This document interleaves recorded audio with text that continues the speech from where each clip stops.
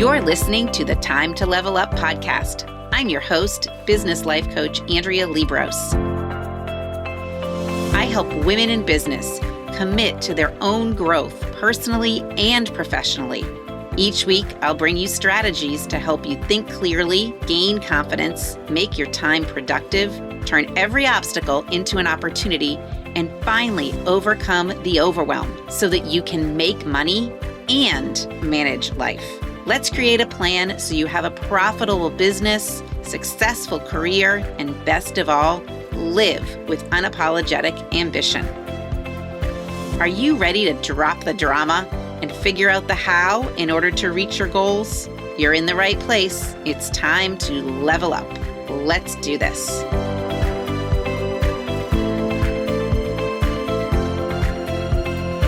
Hello, my friends, and welcome to today's Time to Level Up podcast.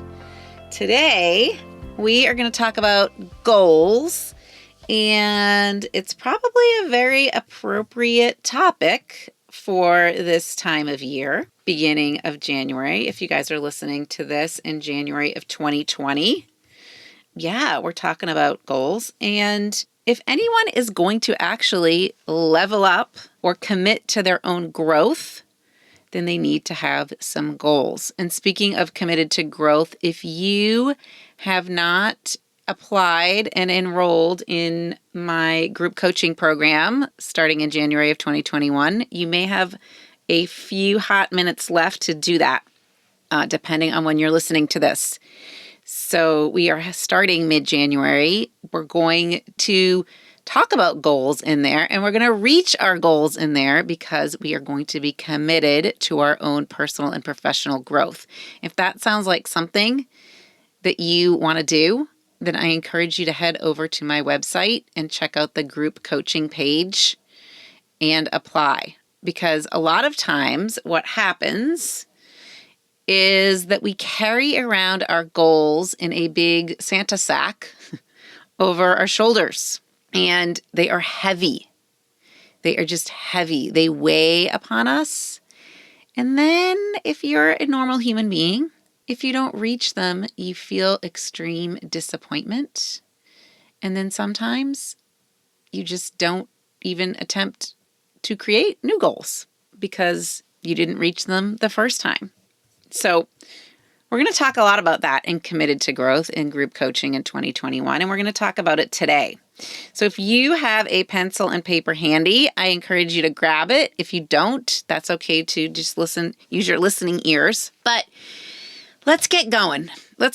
So I was trying to explore, or I was exploring, the best way to explain goals. And there's so many different ways, right? And so I don't really think there is such a thing as a best or right or wrong, but here's one way to think about it. And we're going to walk through this, and I want you to think about your own goals. Okay, so if you are someone who hasn't created any goals for 2021, or whenever you're listening to this, I would love for you to write down 25 goals without judging them, without really giving them much meaning.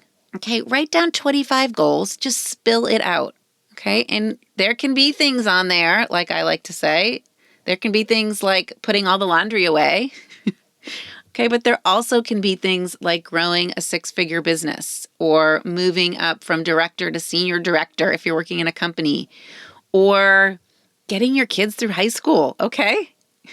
So parenting your kids through high school, that's a better way to put it. So write down 25 goals that you have for the coming year or months, whenever you're listening to this. Spill it out, no judgment. Okay, now, if you've done that, you might want to stop this and do it if you haven't, but if you've done it, the next piece I really want you to examine is the why. And everybody talks about the why. There's so many books about the why. Simon Sinek has a great book out there about why. We can link that in show notes. But why do you want to achieve each goal? What's the why? It seems like an unnecessary step because you could just say, well, of course I want to do that, or it's going to get me where I want to go. But really, really, really, what's the why? What little piece of it will get you where you want to go. So oftentimes in my own business, for example, just starting this podcast, okay, what was my why behind wanting to start a podcast? You could say, well, because it was something I set out to do in 2020. Okay, that's true. But really, is there anything more to it than that? Yes, there's so much more to it than that. One thing is I thought this podcast would be a great way to put more value out there in the world, to fill up what I call my value bank. I'm putting all these little deposits into my value bank, and I allow you to come into the bank vault with me and take that value. Okay, so why do I want to do the podcast? Because it's another vehicle for me to put value out in the world, and it's another vehicle for me to help the thousands of women I want to help. So what's your why? Ask yourself each of those single goals.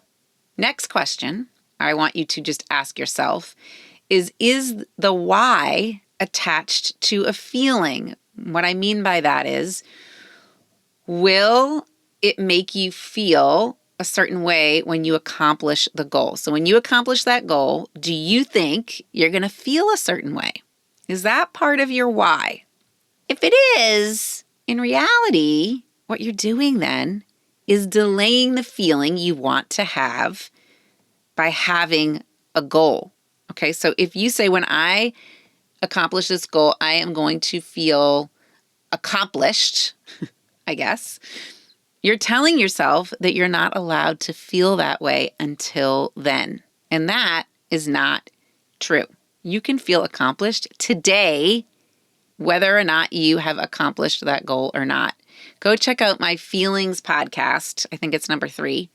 And we talk a lot more about that. But just side note, are you delaying feeling some way that you want to feel because you have yet to accomplish the goal? You can feel that way right now, my friends. Okay, so going to these feelings a little more, I want you to take your emotional temperature for each goal right now. Okay, so don't go to the place where you've accomplished it. Just as you are writing it down, how did it make you feel? And a good way to do this is read your goals to yourself aloud.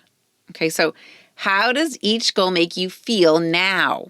What is your emotional temperature now? So when I thought about that, creating the podcast goal, originally my heart started to race. It gave me a lot of anxiety. Okay, when I was writing the goal down. Writing the goal down gave me a lot of anxiety, which is interesting because now that I've started it, okay, the podcast, I don't have that anxiety anymore. But take your emotional temperature now and then go to that future place and assign a future feeling and write that next to the goal if you haven't done that already. I want to remind you again that you can start to generate those future feelings right now. What thoughts, and this is how you're going to do that, what thoughts can you generate or practice every day now to create those feelings every day now? I'm really going to go on this because here's the thing. You have to go to that place. You have to be able to create that feeling now in order to even tackle the goal. I had to go to that place where I felt accomplished, I felt proud, I felt motivated by all of the value I was putting out in the world in order to even start exploring creating a podcast. Yeah. All right. So you've written down your 25 goals. You've attached a feeling, how you feel now. You've attached a feeling of how you think you're going to feel then, which you know you can access right now. You've also determined your why for each goal. All right, now, here's what's probably going on. Your brain is freezing, and it's telling you why each of those things on that list is a bad idea. It won't happen. It starts to think that each of those goals is really impossible and unrealistic. Okay, so when that happens, what do? You're probably thinking, okay, maybe I need to scale these things back. Maybe they need to be more realistic. Maybe I need to make them more reasonable, i.e. more comfortable. Yeah, you're trying to make them more comfortable when you try to make them more reasonable and realistic and rational and assess, well, is this really doable? Okay, but really what that means is that you're not accepting the opportunity at hand.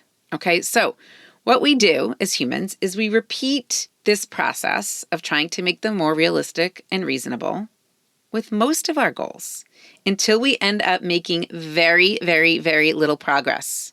And then that is really missing the opportunity. Okay, we're going to talk a lot about that missing opportunities, but just keep that in the back of your mind. That's why you're really wanting to make them realistic and reasonable.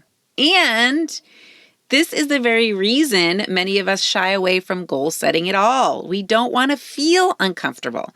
We don't want to feel ultimately disappointed because we maybe know we won't follow through. That is another podcast on follow through. But if you can start to think about goal setting in a different way as a growth opportunity, okay, your brain is going to lose its ability to make sure that it's a comfortable goal. Instead, it's going to be okay with it being uncomfortable.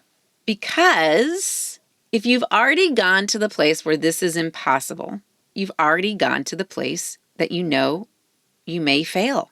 Okay, so your brain is what's it going to do? It's going to say, okay, so now what? What does your brain argue with now? If I already know it's impossible, if I already know I may fail, your brain has nothing left to argue with, okay? But then it might say, well, if I know I'm going to fail, why in the world would I do it? Okay, because this is why you would do it.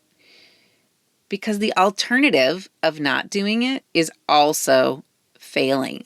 Ooh, that's so good. The alternative of just not even doing it is also failing. Most of us just fail ahead of time, right? We set a goal and then we defeat ourselves before we even give it a solid effort, right? And this type of failure we think is better because nothing's been lost, okay? But that is a lie. You're losing out on all of the learning.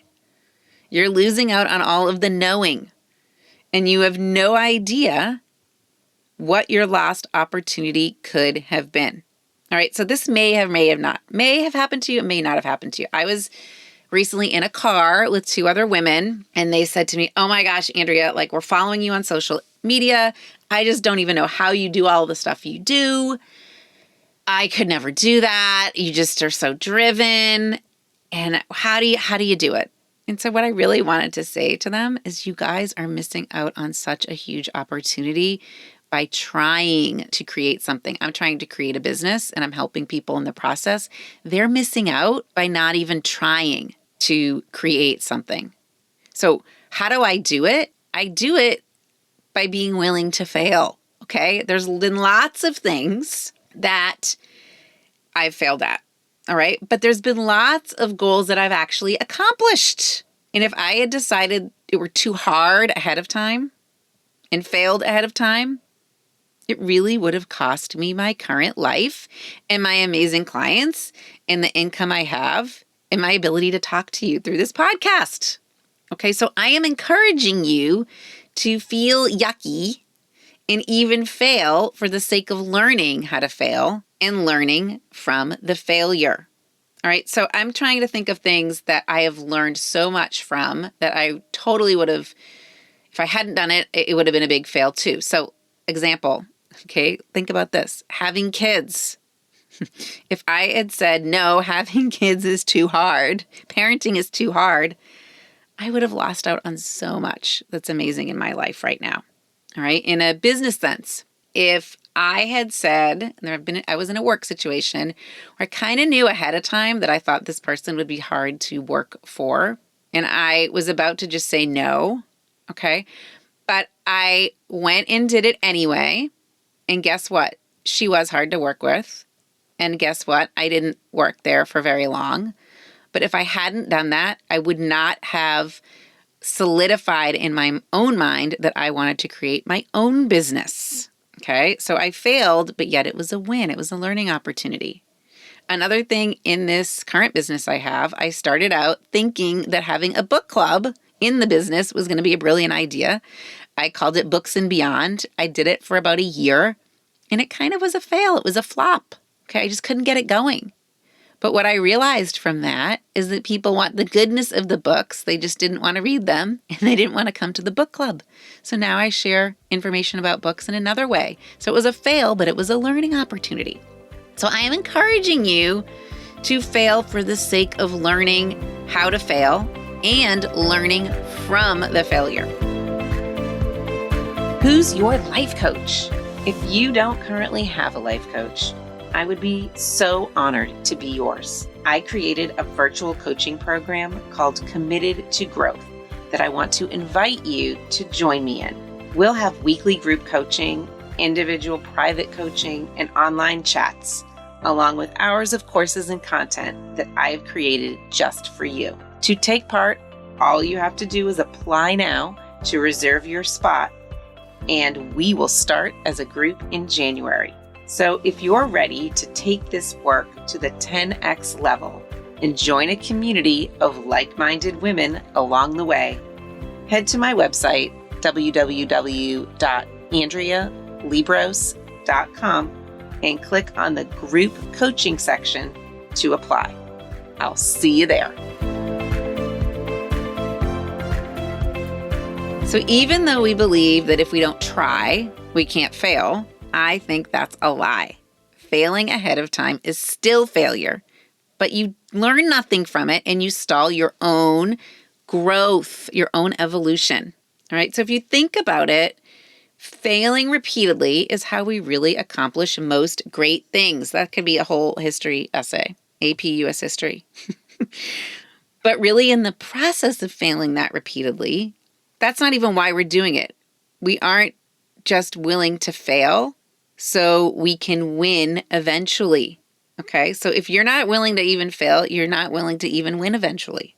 Again, I am encouraging you to fail for the sake of learning how to fail and learning from failure. And I kind of am convinced that that probably is the most important skill I could ever teach you. You never know where your failures might lead you. But your failures ahead of time, they are guaranteed to lead you nowhere, even if you never even try. They will just have you repeating the life that you already have by believing your excuses that you can't do it or that it's going to be too hard or it's uncomfortable. Okay, and then that's giving you evidence for why you can't progress. Okay, so if you want to keep living the life you have, I encourage you to just keep believing your own excuses. Okay, and then realize that that is just evidence for why you can't grow or you can't progress. So when you set a goal and go after it with a willingness to fail, you will gain enormous wisdom and experience and understanding and self-knowledge. I'm going to say that again. When you set a goal and you go after it with willingness to fail, you will gain enormous wisdom, experience, understanding, and self-knowledge. Okay, so I'm going to end this podcast here, and we are going to go on in the next podcast, the next episode, choosing one of these goals, walking it through the process of changing from impossible to possible to inevitable, and then we're going to walk through the process of creating a plan to achieve it. Okay, so right now, your homework is to create a list of 25 goals, to give them all a why, to figure out how you feel when you're writing down the goal, how you might feel in the future, and then for you to consider, okay, how your brain wants to change them to something that might be a little more doable. And then coach yourself, give yourself some self-coaching on why it is important to recognize that, yeah, you might fail. And what might you get from that fail? All right, that is part one of goals. So again, if you are considering creating goals for 2021, if you want some assistance in emptying the Santa bag full of goals that is super heavy, that you've been dragging around now, maybe some of these goals you've been dragging around for a year, okay? or 2 years or 3 years.